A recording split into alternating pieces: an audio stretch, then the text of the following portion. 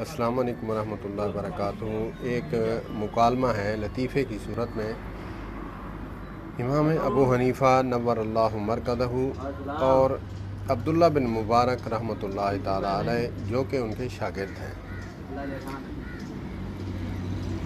عبداللہ بن مبارک رحمۃ اللہ تعالیٰ علیہ رفع الیدین کیا کرتے تھے اور امام ابو حنیفہ نعمان بن ثابت نور اللہ مرکزہ نہیں کیا کرتے تھے۔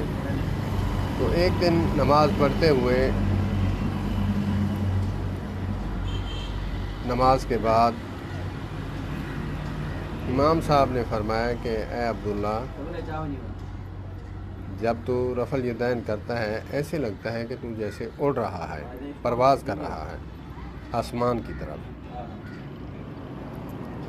تو عبداللہ بن مبارک رحمۃ اللہ تعالیٰ علیہ نے کہا کہ حضرت آپ کی بات ٹھیک ہے، لیکن ایک میں عرض کروں گا ادباً کہ جب آپ پہلی تکبیر تحریمہ وقت رفع الیدین کرتے ہیں، اگر آپ اس وقت نہیں اڑتے تو ہم رکوع جاتے، رکوع سے سر اٹھاتے بھی نہیں اڑ سکتے۔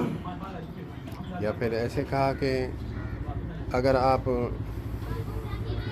تکبیر تحریمہ کے وقت جو ہے رفع الیدین کرتے ہیں، اڑ رہے ہیں، تو میں بھی باقی رفع الیدین کرنے پہ اڑ رہا ہوں۔ تو امام صاحب فرماتے ہیں کہ میرا واحد شاگرد ہے جو حاضر جواب ہے۔ اللہ پاک اکابرین کے نقش قدم پر چلنے کی توفیق عطا فرمائے۔